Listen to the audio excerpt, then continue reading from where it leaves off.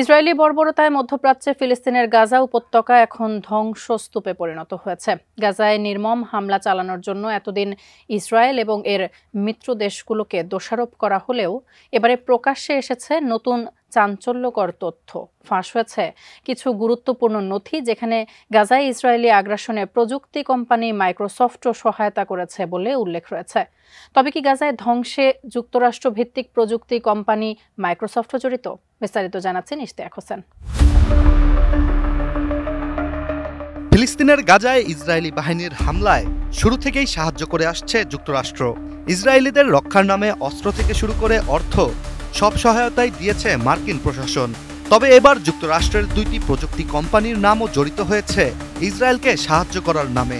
আন্তর্জাতিক গণমাধ্যম দ্য গার্ডিয়ানে প্রকাশিত হয়েছে গোপন নথির ভিত্তিতে দুইটি প্রযুক্তি কোম্পানির নাম। দ্য গার্ডিয়ানের তথ্য অনুযায়ী গাজাকে ধ্বংস করতে মার্কিন প্রশাসনের পাশাপাশি ইসরায়েলকে সাহায্য করেছে প্রযুক্তি কোম্পানি মাইক্রোসফট ও গুগল।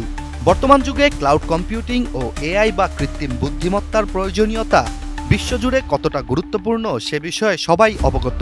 তবে ফাঁস হওয়া নথি অনুযায়ী এই ক্লাউড কম্পিউটিং ও কৃত্রিম বুদ্ধিমত্তার মতো প্রযুক্তি ইসরায়েলকে সরবরাহ করেই গাজা যুদ্ধে মাইক্রোসফট সরাসরি ইসরায়েলকে সহায়তা করেছে।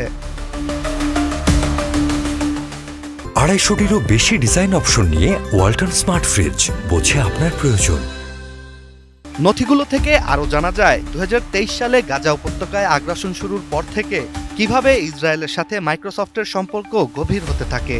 ইহুদি রাষ্ট্র ইসরায়েলের সামরিক বাহিনীকে আরও বেশি ক্লাউড কম্পিউটিং এবং স্টোরেজ সেবা প্রদান করতে বেশ কয়েকটি চুক্তি হয় মাইক্রোসফটের সাথে, যার মধ্যে সবচেয়ে উল্লেখযোগ্য হচ্ছে আইডিএফকে হাজার হাজার ঘন্টা প্রযুক্তি সহায়তা দিতে ইসরায়েল ও মাইক্রোসফটের মধ্যে $10 মিলিয়ন চুক্তি হয়েছিল।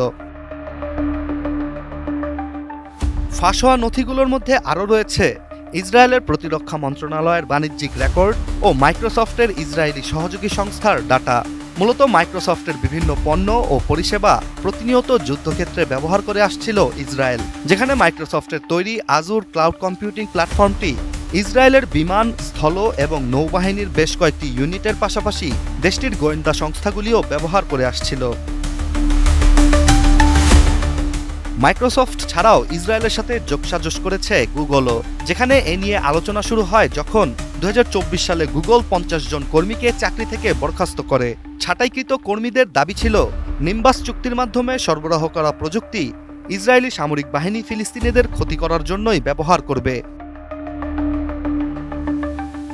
এদিকে নথি ফাঁস ও এসব অনুসন্ধানের বিষয়ে এখনো কোনো মন্তব্য করেনি মাইক্রোসফট।